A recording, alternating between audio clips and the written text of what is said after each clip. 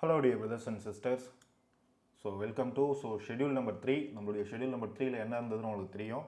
அந்த schedule number 3 நீங்கள் வந்து எப்படி அப்ரோச் பண்ணணும், எதெல்லாம் நம்ம இந்த ஒரு வீக்கில் பார்க்க போகிறோம், schedule 3 சொல்லக்கூடிய தேர்ட் வீக்கில் பார்க்க போகிறோம் அப்படின்றதெல்லாம் பார்த்துடலாம். சரியா? நம்முடைய schedule 3ல வந்து பார்த்தீங்கன்னா தேர்வு எண் 3. தேர்ட் டெஸ்ட்டுக்காக தான் இந்த schedule 3 நம்ம படிக்க போகிறோம்.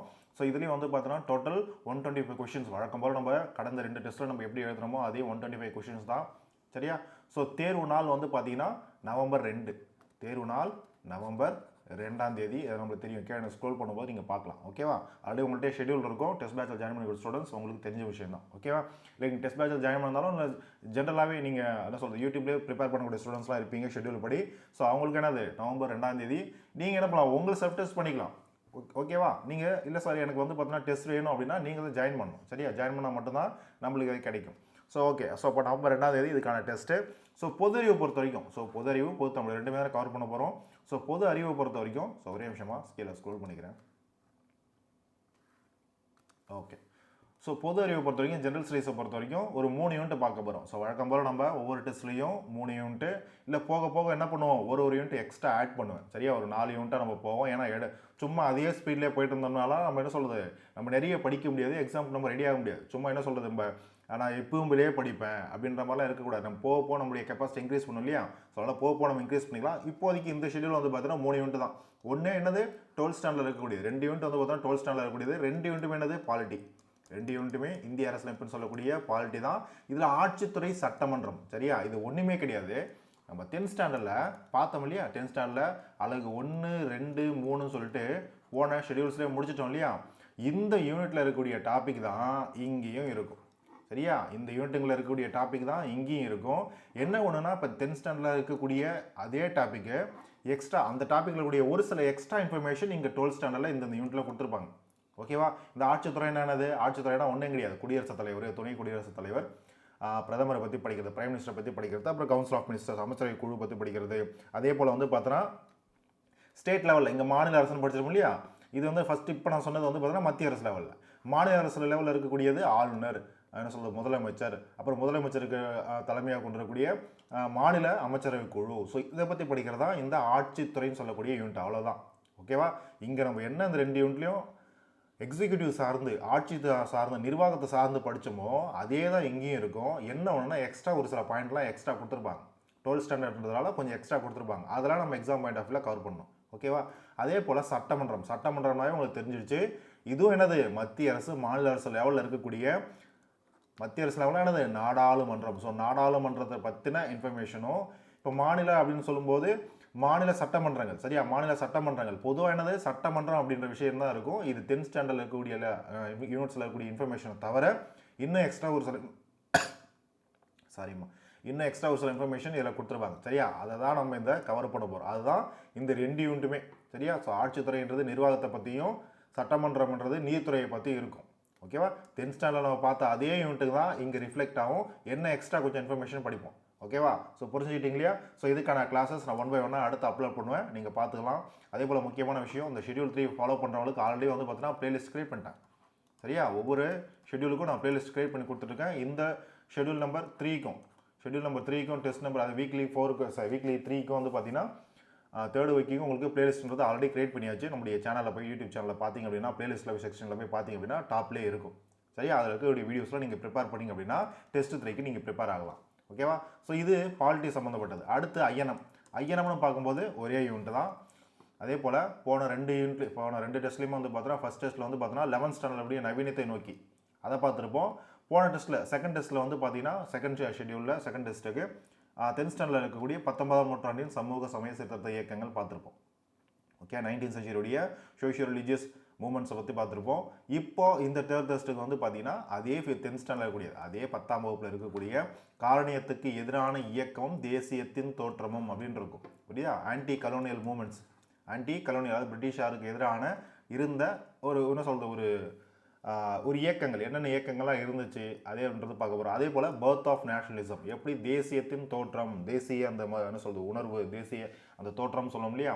அந்த பர்த் ஆஃப் நேஷனலிசம்ன்றது எப்படி வந்து பார்த்தோன்னா ஸ்டார்ட் ஆச்சு அப்படின்ற விஷயம்லாம் ஜஸ்ட் சிம்பிளாக கொடுத்துருப்பாங்க, ப்ரீஃபாக கொடுத்துருப்பாங்க. 10th ஸ்டாண்டர்ட்றதால கொஞ்சம் ப்ரீஃபாக தான் கொடுத்துருப்பாங்க. 12th ஸ்டாண்டர்டை கம்பேர் பண்ணும்போது அதை நம்ம பார்ப்போம். சரியா, இந்த 3 யூனிட் தான் இந்த ஷெடியூல் நம்பர் 3ல நம்ம பார்க்க போகிறது ஜிஎஸை பொறுத்த வரைக்கும். ஓகேவா, இதுக்கு தான் நீங்கள் என்ன பண்ணணும், தயாராகணும். ஸோ நான் கொடுக்கக்கூடிய நோட்ஸ் ஆகட்டும், நம்ம என்ன இந்த யூனிட் கொடுத்துருக்கணும் அந்த யூனிட்டில் கூடிய கண்டென்ட் ஆகட்டும், புக்கையே நீங்கள் தயவு செஞ்சு ஒரு டைம் ரீட் பண்ணணும். நான் அதையும் சொல்லிடுறேன், புக்கை படிக்க வேண்டியது அவசியம். வெறும் நோட்ஸை மட்டுமே நம்பி இருந்தோம்னால வேலைக்காகாது.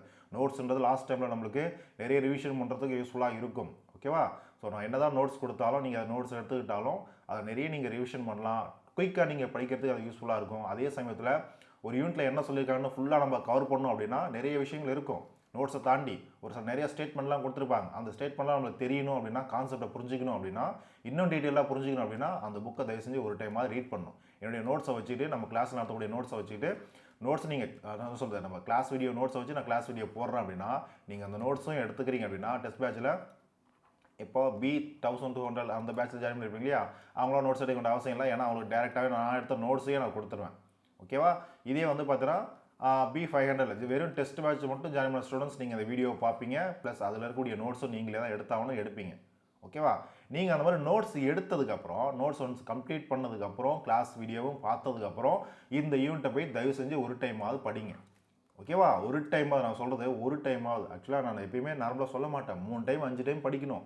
எத்தனை டைமாக படிச்சுக்கிட்டே இருக்கணும் எக்ஸாம் வரைக்கும். புரியுதா, அந்த ஒரு யூனிட்டை போய் படிக்கிற வேலையே கிடையாது. படிக்காமையே பாஸ் பண்ணணும், மார்க் எடுக்கணும்னு நினைக்கிறீங்க அப்படின்னா அது எந்த மாதிரியான மென்டாலிட்டி எனக்கு தெரியல. ஓகேவா, அது சாத்தியமும் கிடையாது. அது சக்ஸஸும் கொடுக்காது. நான் இப்போயே ஓப்பனாக சொல்லிடுறேன், நீங்கள் என்ன நினச்சாலும் பரவாயில்ல.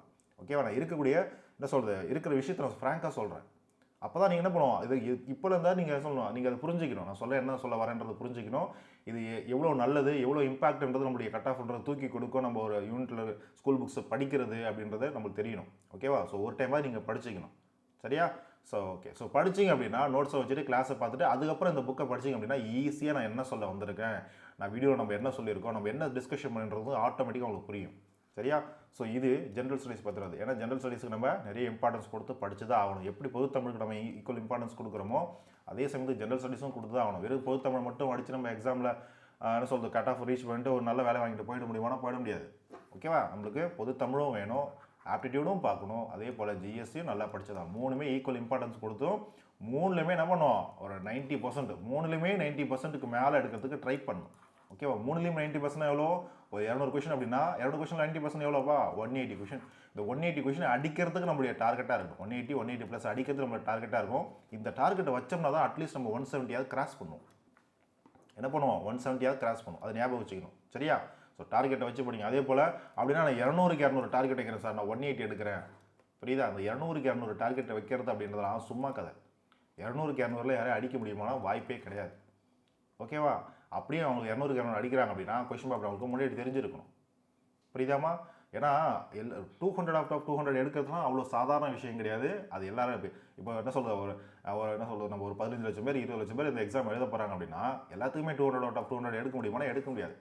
ஓகேவா, அதெல்லாம் ரொம்ப ரேர். 180 கிராஸ் பண்ணுறதே பெரிய விஷயம். இப்போ நடந்த குரூப் 4ல் பார்த்துருப்பீங்க இல்லையா, கட் ஆஃப் எவ்வளோ 170 எடுத்திருந்தாவே நீங்கள் தான் டாப்பர். 170 எடுத்திருந்தா நீங்கள் தான் டாப்பர். அதே அதுக்கு முன்னாடி எக்ஸாமில் 187 தான் ஃபஸ்ட்டு மார்க். புரியுதா, நிறைய பேர் நம்ம சொல்கிறோம் சார் குரூப் 4ல் 2025ல் குரூப் 4ல் 2025ல் குரூப் 4ல் எக்ஸாம் வந்து ரொம்ப டஃப்பாக கொஷின்ஸ் கேட்டாங்க. டிஎன்பிசி இந்த மாதிரிலாம் பண்ணவே கூடாது. டிஎன்பிசி நம்ம குறை சொல்கிறோம் இல்லையா, அதே ஸ்டூடெண்ட்ஸ் தான் கட் ஆஃப் நம்மளுக்கு 150 கிராஸ் பண்ணாவே நம்மளுக்கு வந்து பார்த்தீங்கன்னா போஸ்டிங் கிடைக்குதுன்னு தெரிஞ்ச உடனே அப்போ ஓகே நம்மளுக்கு வேலை கிடைச்சிரும், அப்போ டிஎன்பிசி வந்து பார்த்தோன்னா சூப்பர் அப்படின்னு சொல்லக்கூடிய ஸ்டூடெண்ட்ஸும் நம்ம பார்த்துட்ருக்கோம்.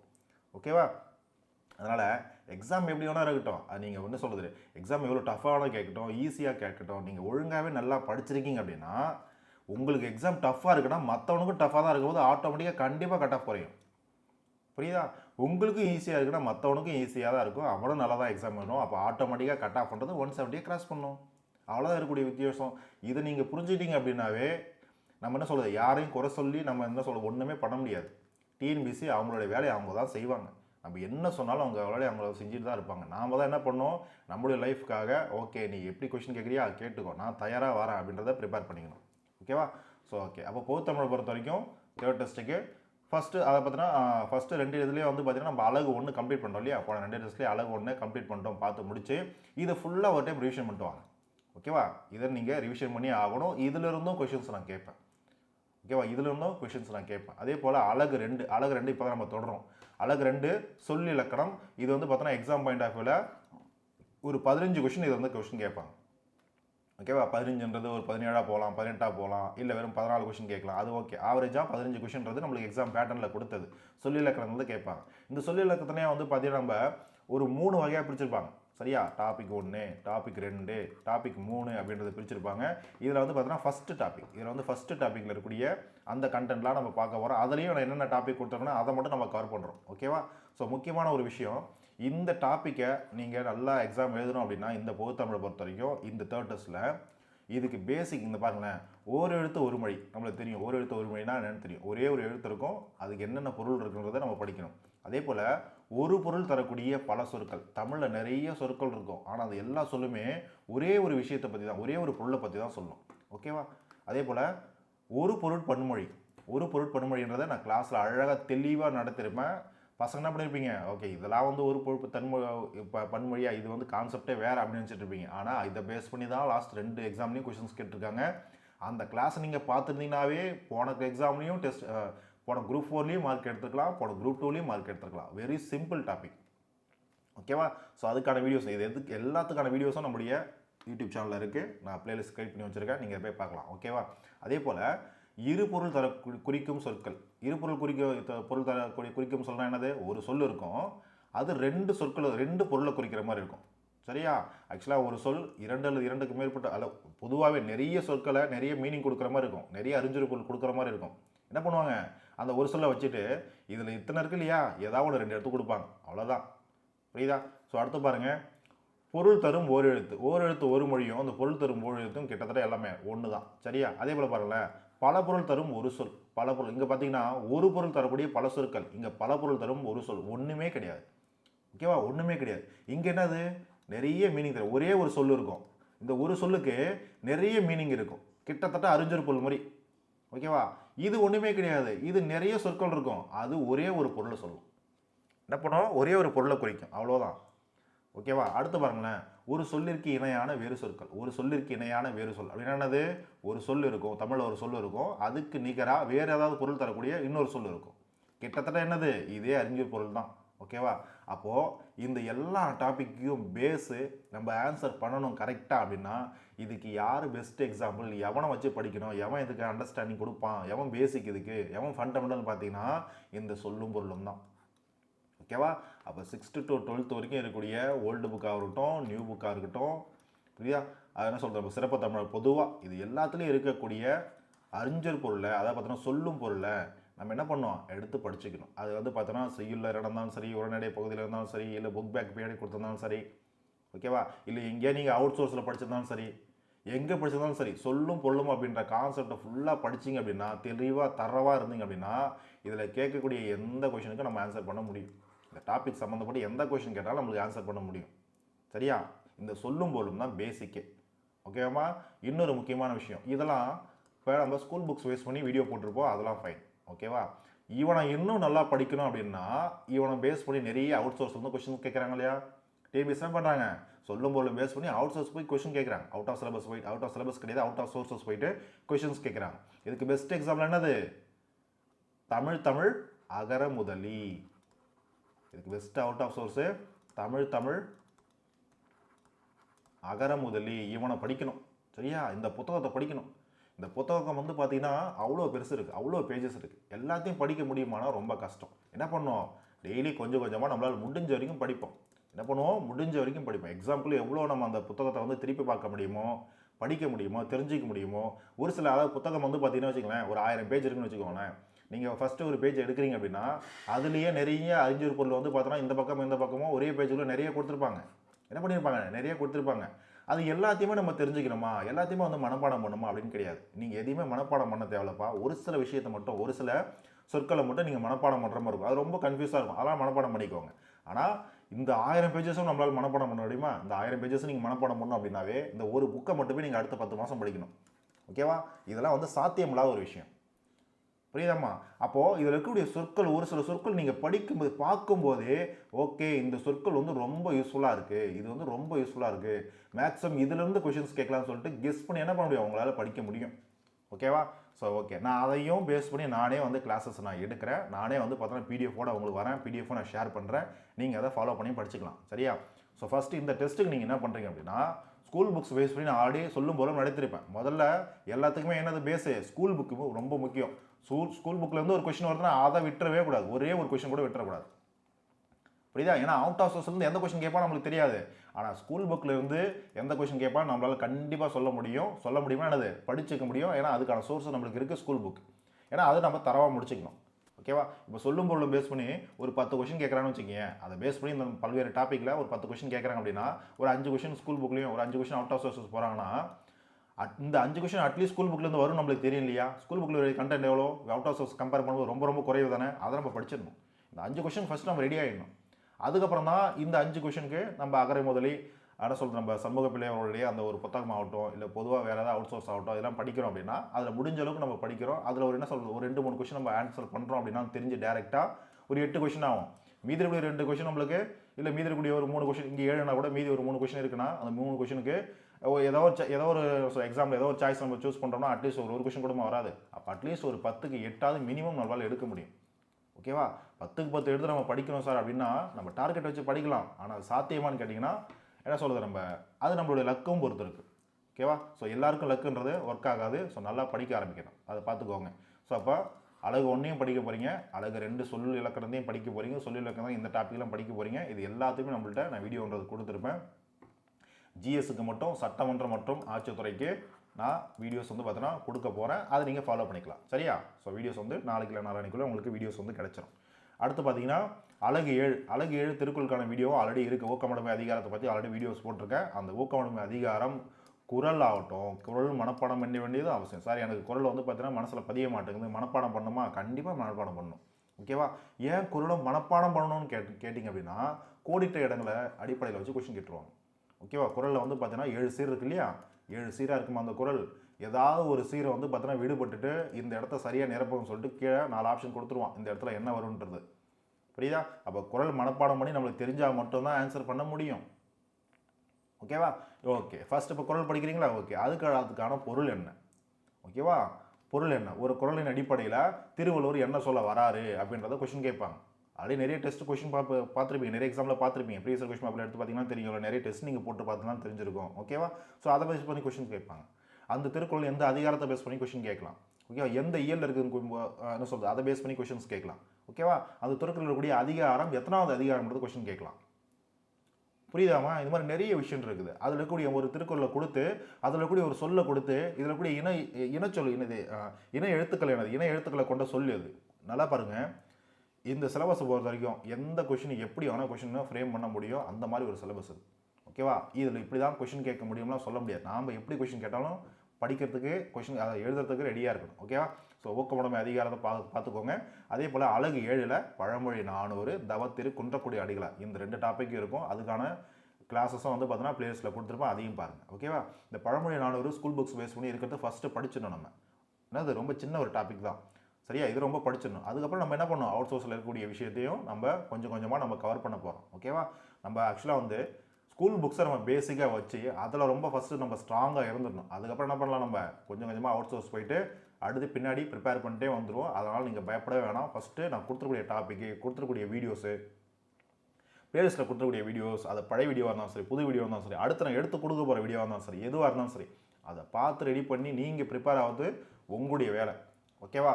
எக்ஸாம் டெஸ்ட் அன்றைக்கி வந்து பார்த்தீங்கன்னா சார் இந்த கொஷின் கஷ்டமாக இருக்குது, கொஷின் கஷ்டமாக தான் இருக்கும். ஓகேவா? ஒரு வந்து பார்த்தீங்கன்னா ஒரு 125 கொஷின் கேட்குறோம் அப்படின்னா இந்த டெஸ்ட் பேஸ் பண்ணி, இப்போ இந்த டெஸ்ட்டில் 125 கொஷின் இல்லையா? 125 கொஷினில் ஏதாவது ஒரு 4 கொஷின் பார்க்குறீங்க, இந்த 4 கொஷின் கஷ்டமாக இருக்குன்னா கொஷின் கஷ்டமாக தான் இருக்கும். ஈஸியாக இருக்கிறதுக்காக உங்களுக்கு டிஎன்பிஎஸ்சி கொஷின் கேட்காது, நல்லா ஞாபகம் வச்சுக்கோங்க. ஓகேவா? உங்களுக்கு நான் ஏன் இந்த ஒரு சில கொஷின் கஷ்டமாக கொடுக்குறேன் அப்படின்னா நீங்கள் இந்த மாதிரிலாம் கூட கொஷின் கேட்க முடியுன்றதை அண்டர்ஸ்டாண்ட் பண்ணணும், இப்படியும் கொஷின்ஸ் வரணுன்றதை அண்டர்ஸ்டாண்ட் பண்ணணும். அதுக்கு தகுந்த மாதிரி நம்ம படிக்கவும் செய்யணும், அதை நம்ம இங்கேயே ப்ராக்டிஸ் பண்ண செய்யணும். ஒருவேளை கொஷின் கஷ்டமாக வரக்கூடிய கொஷின் நம்ம பார்த்தோம் அப்படின்னா நம்மளுடைய மனநிலை எப்படி நம்ம ஈக்குவலாக வச்சுக்கணும், பேலன்ஸ்டாக வச்சுக்கணும், ரொம்ப பதட்டப்படாமல் எப்படி வச்சுக்கணுன்றதுலாம் நம்ம இந்த டெஸ்ட்லேயே பார்த்து முடிச்சுட்டு போயிடணும். போயிட்டு அங்கே போய் எக்ஸாம் ஹாலில் போயிட்டு பதட்டப்பட்டோம் அப்படின்னா கரெக்டாக ஆன்சர் பண்ணக்கூடிய கொஷினுக்கும் தப்பாக ஆன்சர் பண்ணிட்டு வந்துடுவோம். ஓகேவா? ஸோ அதனால் கொஷின்ஸ் கஷ்டமாக தான் இருக்கும். நீங்கள் கஷ்டப்பட்டு எல்லாத்தையும் படிங்க. நான் கொடுக்காததுலேருந்து ஏதாவது உங்களுக்கு கொஷின் வருதானா நீங்கள் கேட்கணும். ஓகேவா? நம்ம கொடுக்கறதுலேருந்து சிலபஸில் இருந்து தானே கொஷின்ஸ் வருது.